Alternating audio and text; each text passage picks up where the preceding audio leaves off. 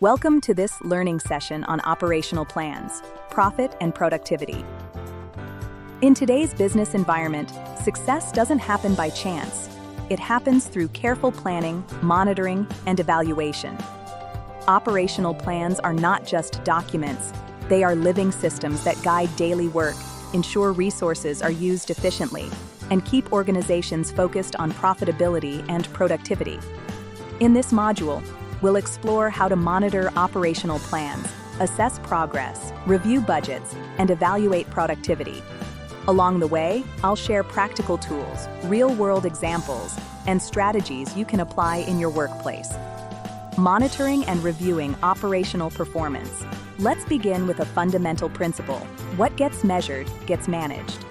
Every organization must regularly review its performance. This means asking, how are we doing compared to our own goals? How do we compare with our competitors? And how often are we checking our progress?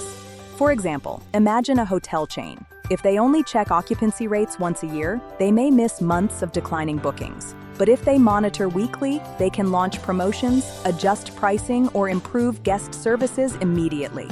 Monitoring is not a one-time event. It's a continuous cycle that keeps the organization competitive. Rationale for monitoring. Why is monitoring so critical?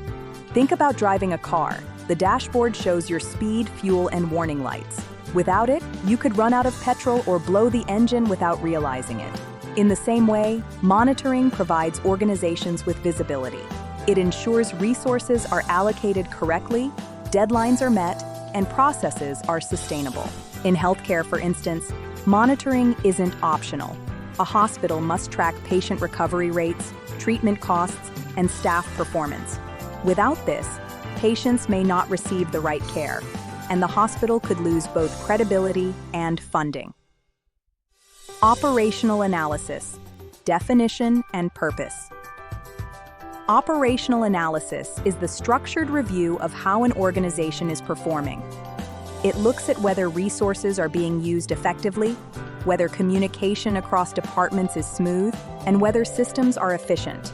For example, in an IT company, operational analysis might reveal that software developers are spending 40% of their time fixing bugs instead of developing new features.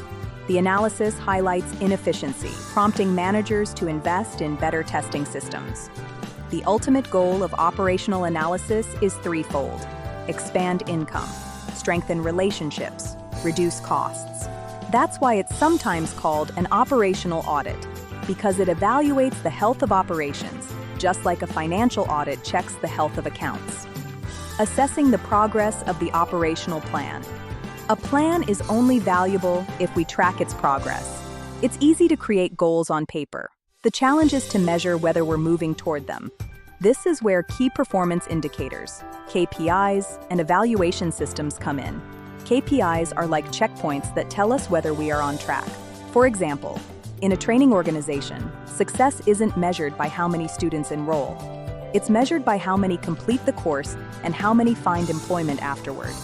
Without tracking those outcomes, the organization might celebrate high enrollments while actually failing its core mission. Tools for monitoring operational plans. To stay on track, organizations use monitoring tools. The golden rule is simple: deliver on time and on budget. Managers must therefore balance multiple factors: staff, suppliers, contractors, and deadlines. It requires strong time management, people management, and project management skills. Consider a construction project. If the steel supplier is late, the whole project is delayed. But with monitoring systems, managers spot this quickly and can act, perhaps by switching to an alternate supplier or adjusting timelines. Monitoring tools transform problems into manageable adjustments rather than catastrophic failures. Assessing project progress with tools. To track progress, we use structured tools. Action plans break down tasks with clear timelines. Milestone charts highlight key checkpoints like product launches or inspection dates. Gantt charts show planned versus actual progress using horizontal bars. They're excellent for visualizing timelines. PERT diagrams use probability to estimate time, cost, and resources. For example, a hospital implementing a new electronic record system might use a Gantt chart. It shows each stage: software installation, staff training, data migration. If staff training runs 2 weeks late, managers can immediately see how it affects the final rollout date. These tools prevent surprises and allow managers to correct course before delays or overspending spiral out of control. Monitoring against implementation plans. Implementation is not the end of planning, it's the beginning of monitoring. This means constantly asking, are we meeting quality standards? Are we staying within scope? Are costs aligned with budgets? Are we hitting deadlines? It also means documenting everything: attendance sheets, issue registers, weekly progress reports, even media coverage if the project is public. For example, in a government project funded by taxpayers, poor documentation can lead to funding cuts, even if the project is actually progressing well. Monitoring and reporting are not just about accountability, they are about survival. Advisory groups and stakeholder meetings. Advisory groups and stakeholder meetings add another layer of oversight.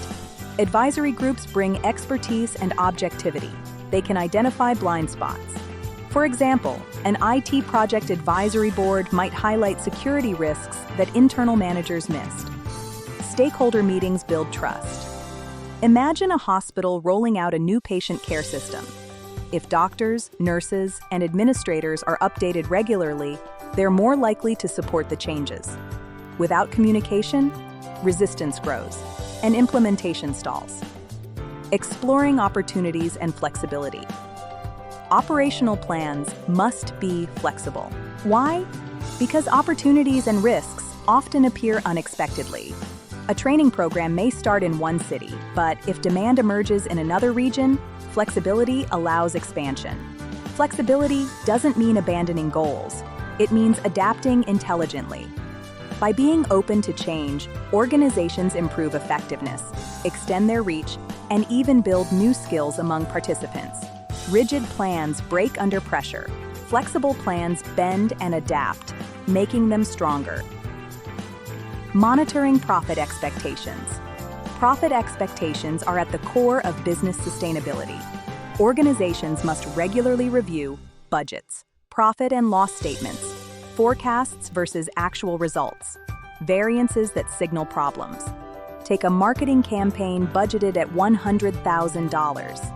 If reports show it trending toward $130,000, action must be taken. Managers can scale back activities or seek extra funding. Regular financial monitoring ensures surprises are minimized and profitability stays realistic. Monitoring productivity standards. Profit is important, but productivity drives profit. Monitoring productivity means tracking whether employees are engaged, efficient, and contributing toward organizational goals. Performance reviews play a vital role. They recognize achievements, identify weaknesses, and offer development opportunities. For instance, in a sales team, 3 employees might exceed targets while 2 consistently underperform. Reviews allow managers to provide coaching for those struggling, raising the productivity of the whole team. Effective performance reviews. An effective performance review is not a lecture, it's a conversation. It must be private, respectful, and constructive. Managers should prepare carefully, reviewing goals and performance data before the meeting. The review should highlight successes, offer clear feedback, and set new measurable goals. Employees must also have space to share their perspectives. The best reviews end with mutual agreement and signed documentation, creating accountability for both sides. This process builds motivation, trust, and alignment between individual goals and organizational objectives. Budgeting, analysis, and review. Budgeting is the backbone of operational planning. It allows organizations to monitor profitability and cash flow, allocate resources strategically, support bold but realistic decisions. For example, an IT startup may want to expand into 3 countries. The budget reveals they can only afford 2 this year. This isn't failure, it's informed decision-making that prevents financial collapse. Regular analysis of budgets also reveals variances. If expenses rise unexpectedly, managers must ask, is it supplier costs, overtime, or scope changes? By identifying the cause, they can correct it before profitability suffers. Budgets are not restrictions. They are maps that show where the organization is and where it can realistically go. Let's bring it all together. Profit and productivity don't happen by accident. They are the result of careful planning, disciplined monitoring, and continuous improvement.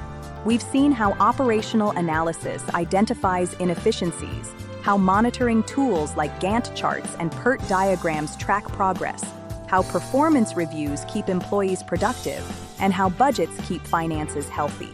The lesson is clear. Organizations succeed when they measure, monitor, and adapt. Profit and productivity are not just goals. They are outcomes of strong operational planning.